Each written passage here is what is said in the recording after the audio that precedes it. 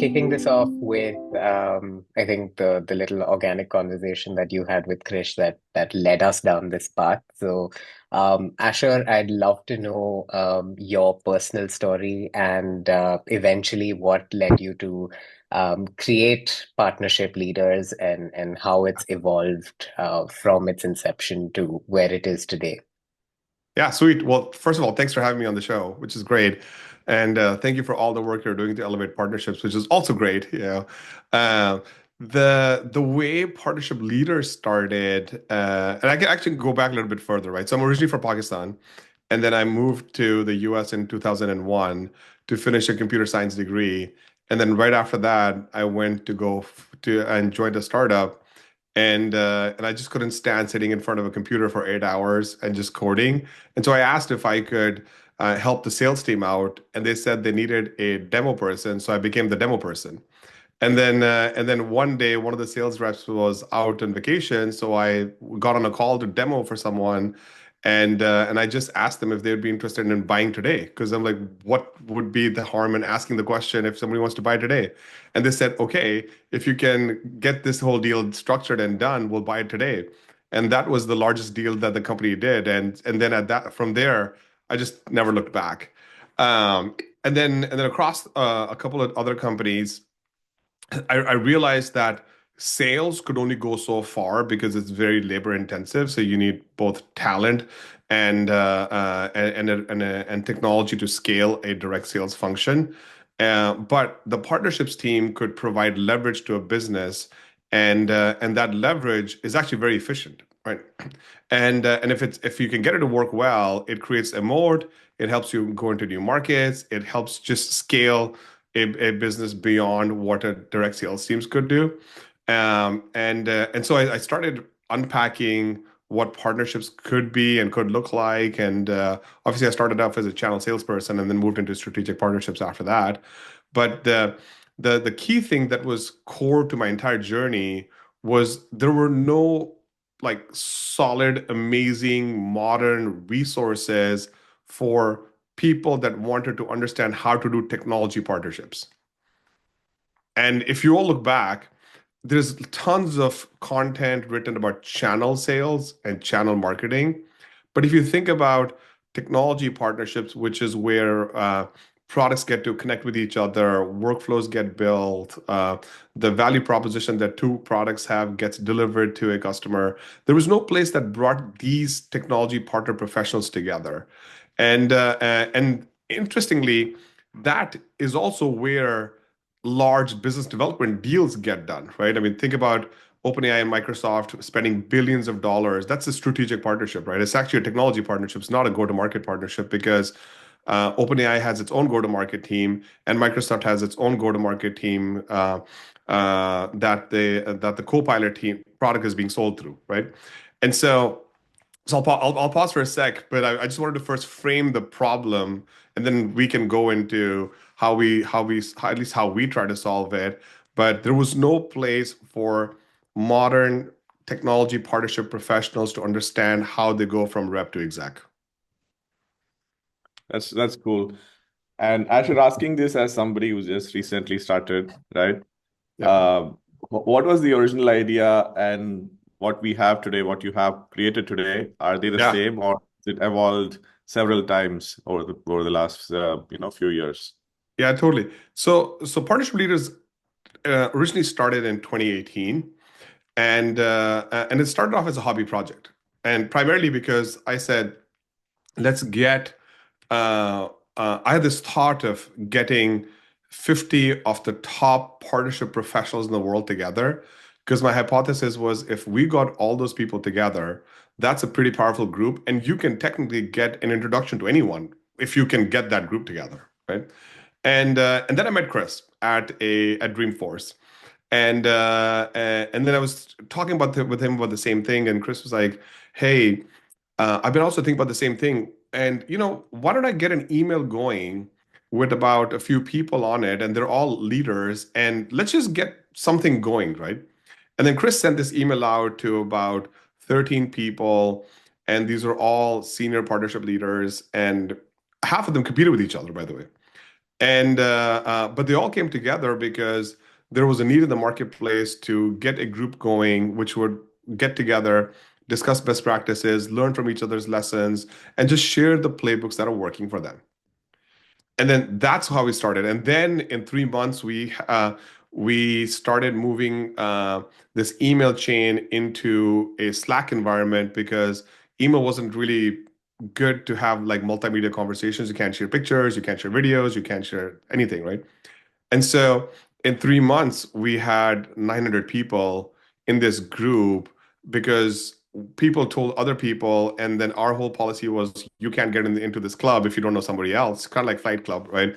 And and then once we had 900 people, we were like, wait, there's something here. We don't know what it is, but there's something here. And then that started, and I can go a lot into the journey, but I'm sure we can talk about other more important things, So, right? But like where we are today is we are a 2,000 members in 95 plus countries. We have a fully staffed team that is working to enable a world-class digital private network, right? Which is under our Partnership Leaders brand. We have a full team that is working on modern events for partnership professionals and executives and business leaders under our brand called Catalyst. And then we have a fully staffed professional services or a services arm that focuses on advisory, research, training, and talent services called Atlas. And mhm. between all of this stuff, we basically said, if you need anything partnerships, you should come here and we'll support you. And then we'll partner with all the technology companies. And if we can support the technology companies by telling them the latest and greatest features that we need to build for ourselves, then they can build those features and then they can share with us what their top customers are seeing so we can get rich benchmarking data out. And that's what Partnership Leaders is today. Very, very cool. And the initial growth from 50 to 600, that was just organic word of mouth, people telling their Yeah, the friends. 900 people was pure organic. Like in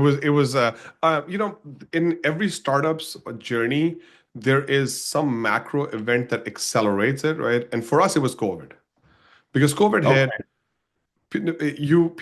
Partner professionals being the connectors they are still need to connect, and this explosion in communities took place, and so we said, well, and we were transparently, we were lucky to write it, right? We had an idea, but the idea was very small, like just 50 people, and then once we got to 900 people, we just said, This thing is going to keep on growing." And it just kept on growing, right? And then everything that we built, our conference, our summits, our mixers, our research, it was all built because somebody in the community said it would be great to have this, and can we get it done? And we just started working on it. Awesome. Very cool. So one thing that I noticed, consistently that you've been talking about is how the numbers have just grown, right? You went from 50 to 900 to where you're about at 2,000 plus now across 95 plus countries. So one of the things when it comes to communities and when it comes to growth in numbers is maintaining the quality of engagement. Yep. So how do you go about fostering those meaningful connections as the numbers keep growing? Yeah. This is a great question, and this is what a lot of communities uh, have this problem, and some of them are able to do a great job to solve it, primarily because they are built as businesses. So PL from the beginning was built as a business that would sustain itself for a very long period of time because we wanted to make a difference in the world around elevating partnerships and elevating this whole industry, right? And so because of that, we said we should apply the rules of businesses, which is go meet the customers where they are in activities that they like to do, right? So as the community grows, or let's just say as this big network grows, right? There are people who love interacting digitally. they don't like to meet other people, which is also fair, right? Like there are lots of introverts in the world. There's lots of people that just are cautious of their time. They would rather connect digitally rather than meet in person. So for them, we created another level of a digital experience by segmenting our members by role. So if you're an IC, you connect with other ICs. If you're a manager, you connect with other managers. If you're an org leader, you connect with other org leaders. If you are a, a exec leader, you connect with other exec leaders. So that starts to bring a little bit of structure, right? The other thing that we've done is we've created these peer groups, and so these peer groups are small groups that you can connect with people in groups of 5 to 7 on a topic for a period of time, and then you have the option to choose another group. We also run these digital networking mixers that allow people to share what they're looking for so they can make these connections. We also have an intro request channel where people can request who they're looking for to meet with. And then once we take care of the, let's call it curated connections at scale a little bit, then we start focusing on curated content. Right. So we have a digital member hub that we're building, and the hub's job is to provide a very personalized experience to our members for where they are and what they need. Given we have so much time that has gone by in the journey that we're on, um, we now have an idea of certain topics that people need, like qualifying a partner, explaining the value of partnerships to your executive teams, right? Figuring out how to budget for your partnerships function. How do I include partnerships in my sales cycle or sales process, right? Like there's just things, how do I run an effective QBR, for example, right? There's just things that we have learned that people have shared a lot of information on, and we've created these standardized uh, guides and playbooks, if you want to call them. And so we'll share them with people in this digital member hub. So that's how we would take care of our digital members' needs. For everybody that wants to meet up in person, we are also meeting them where they are. So we will have a catalyst in the US, and then this year we will have a catalyst in Europe. And the US catalyst is on May 13th to the 15th, but the European catalyst will be in London on October 22nd and 23rd. So let's just say there are some people that like to go to conferences, right? Others are say, hey, and the people, by the way, that love to go to conferences are because they want to pack a lot of learning in a short period of time. They're like, I'll go to a conference for 2.5, 3 days, and I will get everything that I need, and then I'm good for the year, right? Then there's other type of people who say, if there was smaller summits that were very topic based and focused on the topics that I care about, I'll go to them. So this year we're doing summits. These are half-a-day programs in I'm going to say maybe 8 or 9 cities and the popular cities, right? And we'll have one in London, and we're actually having one in Amsterdam, interestingly, and uh, and then uh, um, and then after that, we also have another program called our local mixers, because some people just want to hang out and build connections, right? I mean, you're either building connections or you're looking for premium content, right? Those are the two things that you're looking for, right? And so for those people, we've created local mixers, and they happen all the time. I mean, I think last year we did 200 or so local mixers, and some of them are done by our members, some of them are done by us. And so I would say between those two ways of engaging with us, we've created enough of a feature set for, depending on where you are in your life, where you are in your professional life, where you are in your business life, like whatever you need, we've got a flavor of it, and then over time, all of these things will get really good. Awesome. I had a follow-up question on that, Tejas. Yeah. So, I mean, what you're creating is incredible, right? And I personally witnessed and leverage all the resources, from time to time in various capacities. And but if you look at the market, it's still a small minority of, there are 20,000 SaaS companies. The top companies get it, right? The companies that have a thriving partner ecosystem Yep. also happen to be the top Forbes 100 SaaS companies, for example. Yep. And we look at a lot of other startups that are emerging. Most of them don't even think about partnerships until they are like 5 million or 10 million revenue.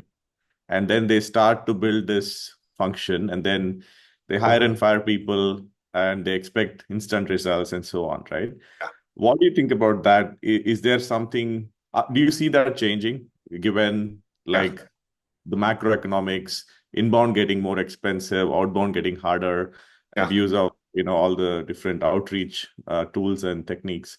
Do you see that changing? Do you see a positive trend towards companies adopting more and more young new SaaS companies trying to implement partnerships from the early stages? Yeah, so I'll tell you an interesting story that happened with me, and then we can I can answer a question directly, right? So I went and spoke with a tier one private equity firm, and we wanted to work with them.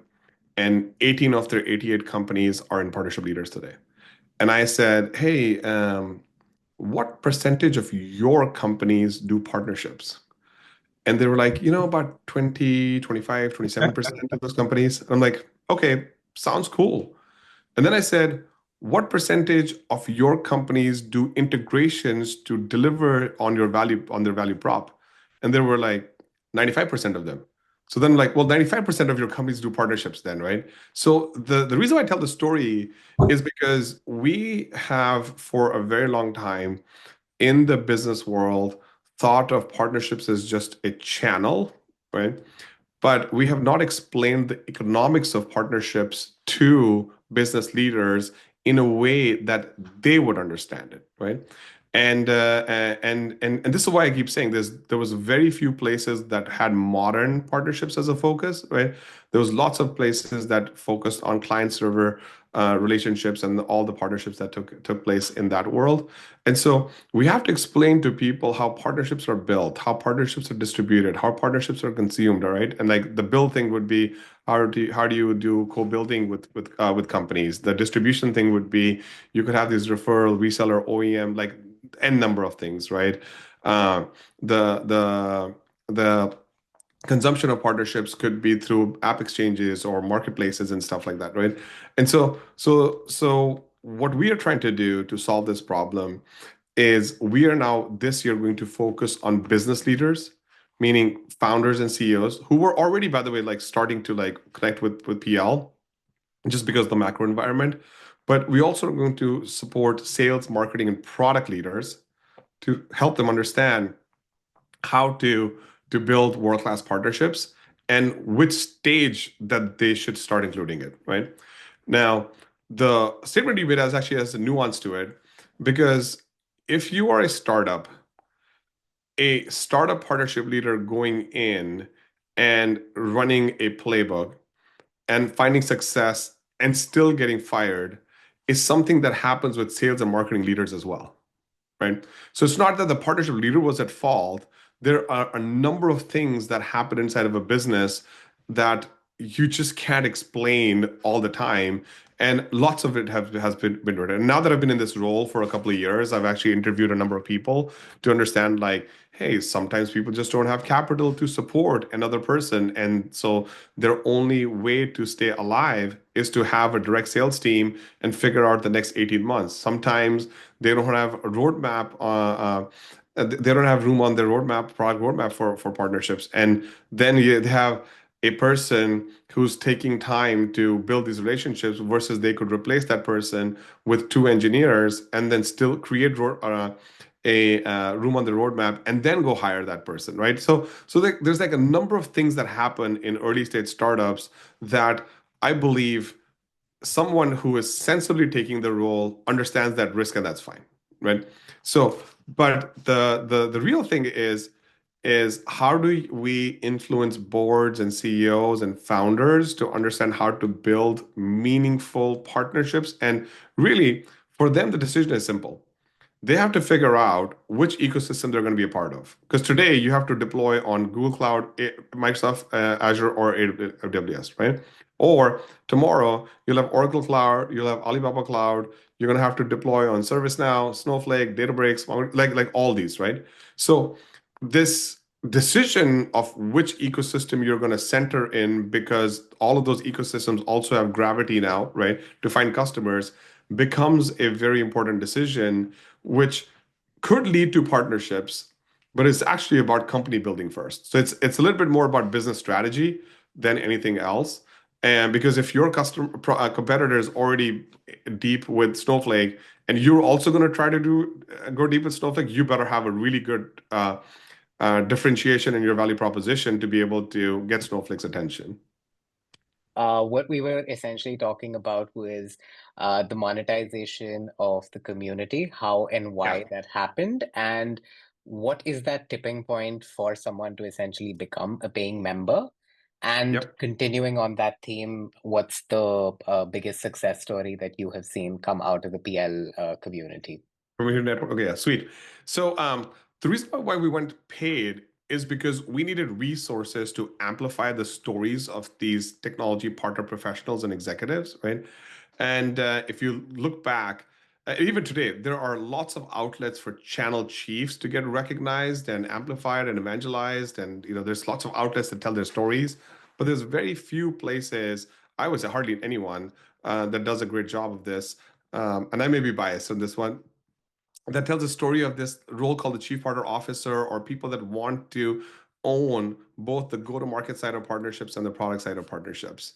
And so our job was to figure out how we can resource against a person for uh, evangelizing the roles and the stories of these modern professionals. And so we hired a marketing person, and so then we had to pay for it. And then we said, well, there's two ways to pay for this person. We can either go and get sponsorships, which a lot of communities do, or if this is really valuable, we should figure out how to earn our members as customers, because we had free members, and we said we need to have them as paid members, right? And because if this was going to be a business, then that's what you need to do.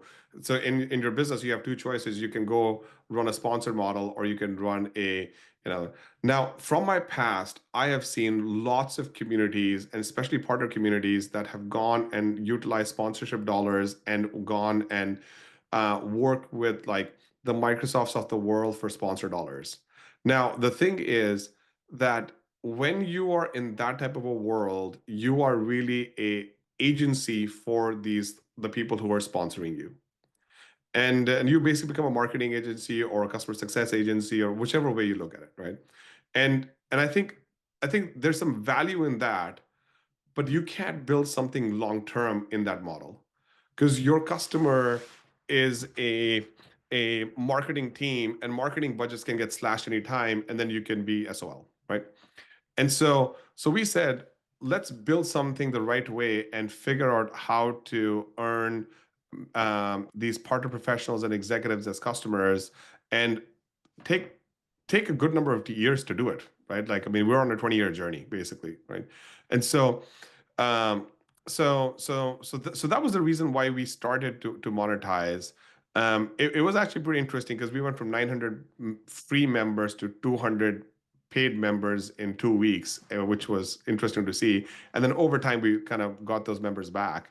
Um, and then the way we run PL today uh, is people engage with our content, and or free content, and then they realize that there's actually a community, and then they want to learn from their peers, and then when that happens, they become a member, right? The other thing that we do today is we will let people out of membership anytime. Like, people will call us all the time and say, hey, you know what, I can't pay for this, or my work is not paying for this, I can't afford it, or any of those other reasons. All we do is we just cancel the membership right away and let them out of it, and it's okay, right? What we've also seen is most people that cancel in 3 to 4 months are back. So what we realized is, we said, okay, why don't we create a packaging and a pricing that allows us to meet them where they are? Sometimes people can buy PL for a few months, and we have a monthly plan. And then sometimes people can buy PL for a whole year, and so we have an annual plan. And people that buy PL for a year, they should get they should be rewarded for it. And so we created a discount on the annual plan. So the annual plan is actually half off the monthly plan.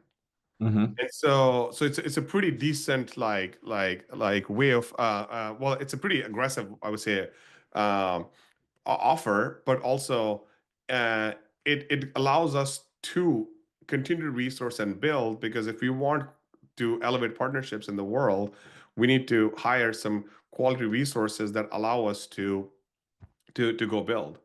And so that's how we've kind of like structured this thing.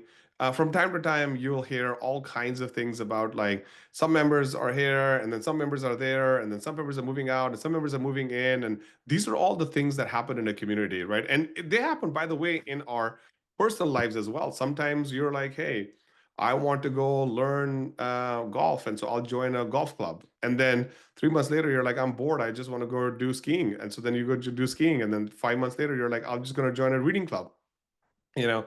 And so people do stuff like this all the time, but you rotate.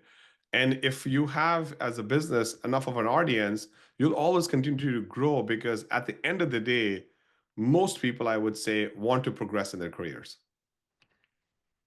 Got it. So go ahead. I was going to answer his second question if you want me to on this on success story.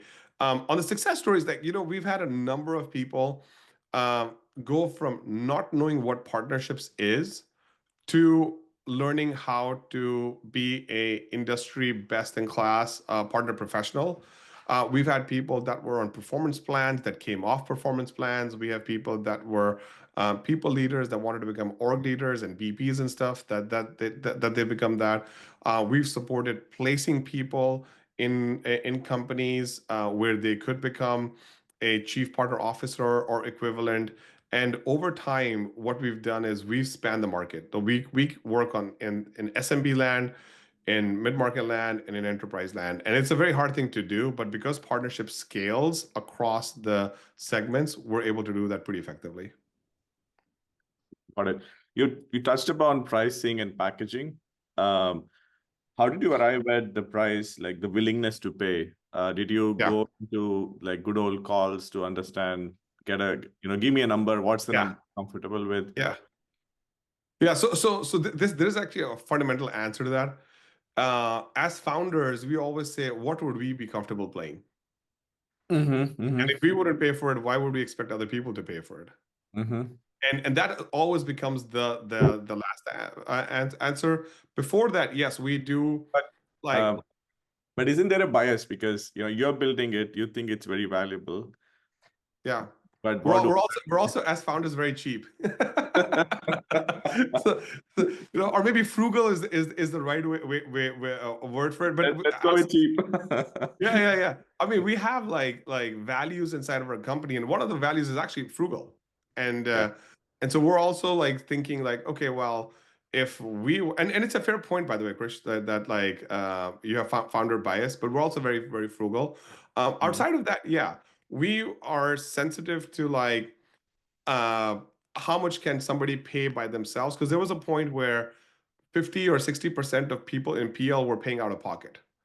Mhm, mhm. And it's just because L&D teams never had memberships for partnerships teams. Then they don't have L&D for partnerships teams. So like paying for memberships was an even more foreign concept. And so we started working with them and started to see like what would be a good and we did do some price testing as well. Mhm. But then our goal is always like, how do we make this thing more affordable, right? Because if Mhm. it's more affordable, more people can take Yeah. it. Yeah. Um, and It's and that and trade-off where they, the community, the larger the community, more valuable you are. At the same yeah, time, you still need to charge something, right? So it's a little yeah. trade-off you need to make. Yeah, I'll tell you a funny story also. Like it was when all of those layoffs were happening, we said, for anybody that's laid off, they can join the community for free. And it was interesting because we had like 400 members in the community that were technically laid off, right?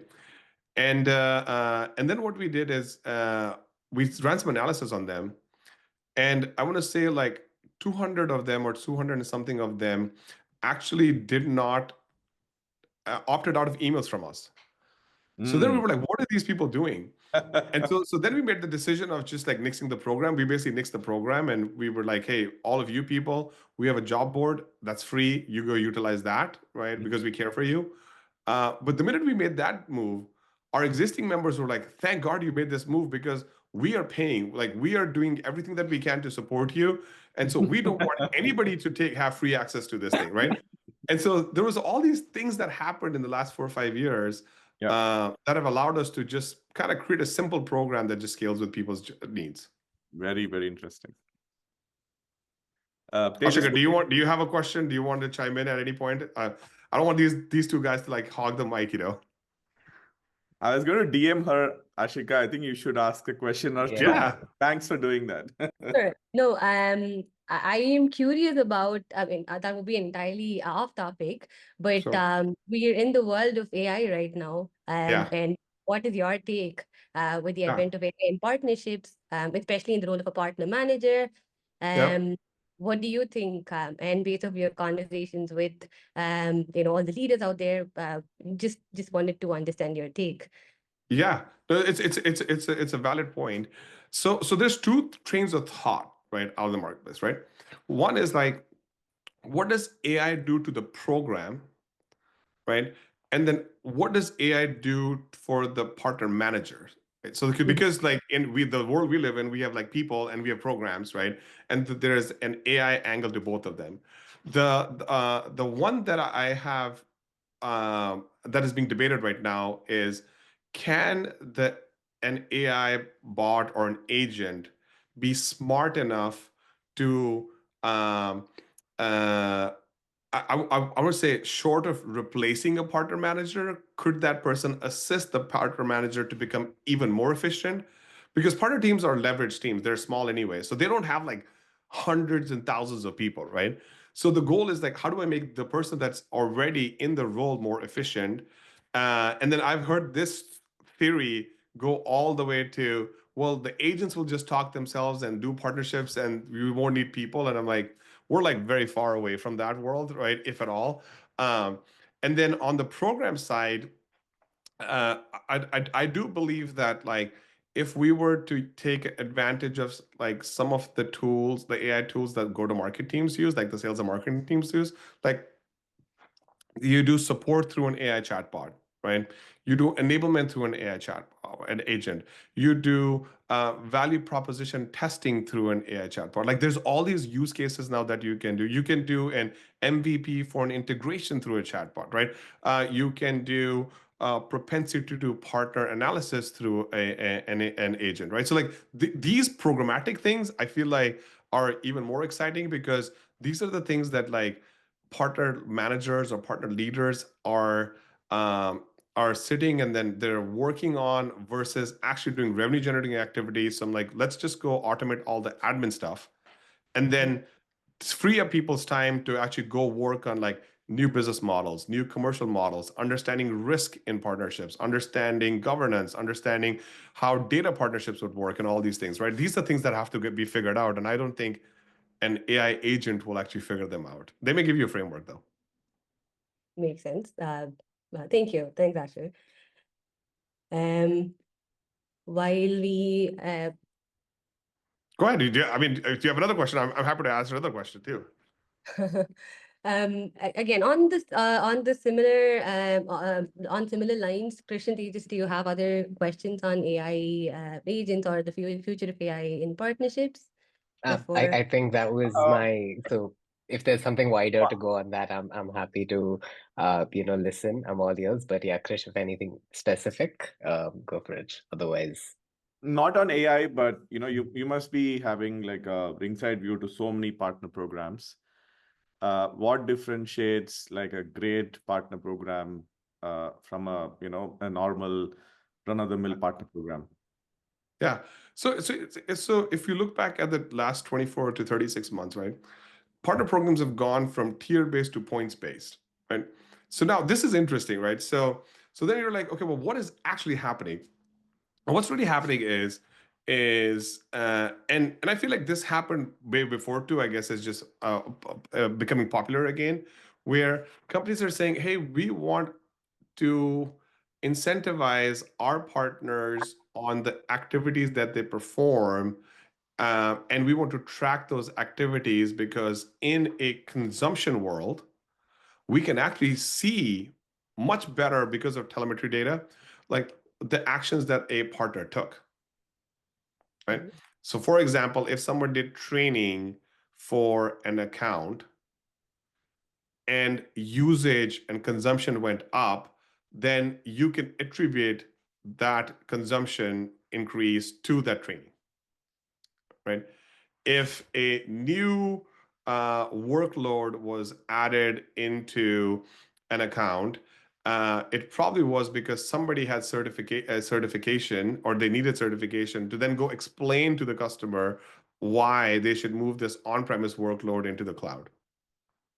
Right. So that's what I believe is happening. But I also remember like when I was coming up through the ranks that and even when I was at Avalara, we often talked about like how can we incentivize or reward partners for the activities that we want them to do. And so we used to track partner contacts trained. PCT was like our acronym for that. And we would track like how many partners got trained and how many times they went through training and then what type of deal opportunities they generated and how well those opportunities closed and not. And so we had all this stuff. And I feel like we're kind of going back to that because once you're on the other side of the points based, when you put a leaderboard together and you say the top 5% of leaders get an award, you're back to peers, basically, right? In a way. So to me, I feel like the most innovative programs out there are basically trying to figure out whether they're dealing with a software company or they're dealing with a services company as a partner. And then they're trying to say, do you want to go build with me? Do you want to market with me? Do you want to sell with me? Or do you want to serve with me? And this like a very simple framework that is designed for scale. And then you could market with me on one product and you could sell another product. And now you're in both programs, right? And that to me, just this I wouldn't say operationalization of the partner journey and just simplifying everything is like great for everybody. Yeah. Do you have any personal favorites? Any company that comes to your mind that has like done it, cracked it? Yeah. I always get in trouble for Navy companies given the role I'm playing, right? But what I will say is on January 30th, in about 7 days, right? We are launching the first, I want to say, 2x2, because I don't know if I can use quadrant or wave or any of those things anymore, right? We're launching the first 2x2 for partner programs. So you'll be able to see the leading partner programs, the emerging Oh, partner programs, like it's basically an analyst report on partner programs, right? And today, analyst reports exist on tools primarily, and which I'm sure at some point in time we'll do that too. But we wanted to say, which partner program should I join first? And which one should I join second and third? Or which one should I avoid for now and come back later on, right? Because like partner programs are in an iterative process, right? And so we're going to launch this for the first time. We're going to launch this report, and it's designed as an analyst report out of our Atlas business unit, and I'm excited about it because that report shows where is the greatest opportunity for you as a business to bet on. awesome. And this would be across different partner types, like technology partners. It is across, yeah, all different types of partner types, and we're actually calling it the ecosystem compass because we realize that ecosystem strategy again, is a business level topic because people have to figure out like who is all going to be in your ecosystem and what are their roles and what are the responsibilities and what are their incentives and how do we discuss risk in it and so we're calling it the ecosystem compass so that you can actually navigate which ecosystems you're going to be in. Mhm. And then we'll probably at some point in time launch like an ecosystem orchestration guide, which means if you were to create your own, well, what are all the things you need to do? But we're going to talk about a lot of those topics at Catalyst, both the one in the US and the one in London. Very cool. Very cool. No, what you're doing is very interesting for me as well, because your customers are essentially partner dealers. Our customers are, we are a two-sided marketplace, and we never spoke about it, so maybe we should spend Yeah, some yeah, yeah, totally. talking about it, right? So what we are building at SaaS 22 is uh, it's a two-sided marketplace connecting businesses to channel partners.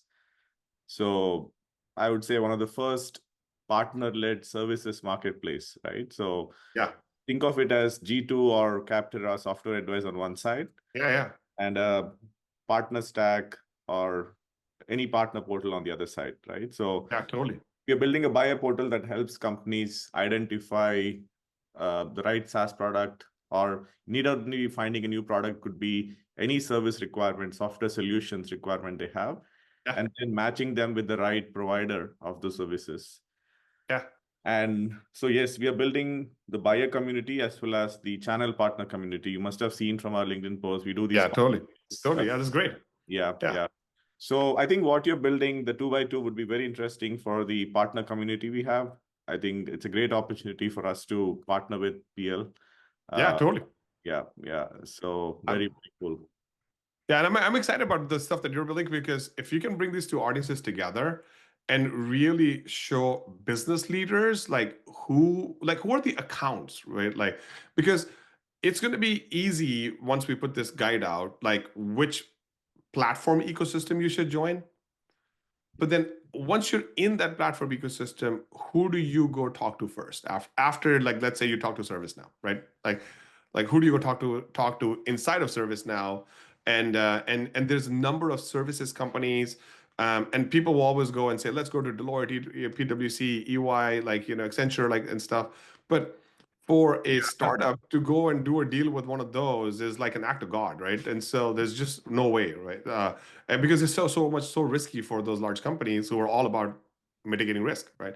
And so I'm excited to see what else we can do to just connect innovative software development companies to the right service providers, and then get them to build solutions for customers and then go after the world, basically. Yeah. So I have just two more questions. Sure. The first one is, you're a first-time CEO, am I right? Yeah. First-time founder, sorry. Yeah, totally. Yeah. So what's been your most surprising lesson from having founded a company? Yeah. So one of the things that I worked on, okay, I'll answer this way. Way back in the day when I thought about going down this entrepreneurial route, because you do have to make a decision at some point in time in your journey if you're going to become a large company executive or you're going to become an entrepreneur. And I just figured that the entrepreneurial calling was just so big for me, primarily because PL is not the first community that I've created. I actually created the Microsoft Dynamics sales professionals community to solve the same problem for salespeople, right? In the Microsoft Dynamics world. And that thing has it was a LinkedIn group. It has 3,000 people in it today. It's still running, and so then as I was kind of thinking about this problem of solving the problem for elevating partnerships, because it was so personal to me, I kind of made a point that I would actually go figure out if I got the chance to go on this entrepreneurial journey, right? So that's one big decision everybody has to make, right? All right, and ideally you make it between when you're 30 to 35, or maybe 32 to 37. Like you have to make this journey, because you're not going to get all the great opportunities to become a senior company executive if you wait longer than that, right? And then the second thing you have to do, which was another advice that I got, was you have to intentionally fire yourself every year. And so in year one, you can be top salesperson, but in year two, you have to be top sales manager. And in year three, you can be top product manager, but in year four, you have to be top manager or product manager. So you have to intentionally work on this. Yeah. The thing is, that is very hard to do. And one of the reasons why I've been able to do it is because I have Chris and Ty. And so if you pick the right co-founders, your journey becomes even simpler, I would say, or maybe your evolution becomes simpler because there's always somebody there to just give you cold, hard feedback. And so I would say in my journey, picking the right co-founders is probably been the most, or I would say the best part of this, outside of getting to do what I love. And so if I had one advice for other people is, if you're going to go down this entrepreneurial path, you have to really vet your co-founders and give them a chance to vet you. Yeah, totally relate to that.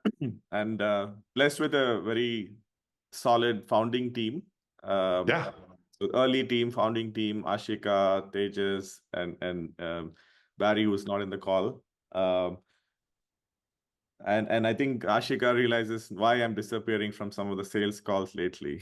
I just fired myself from that role this year, starting this year. Totally.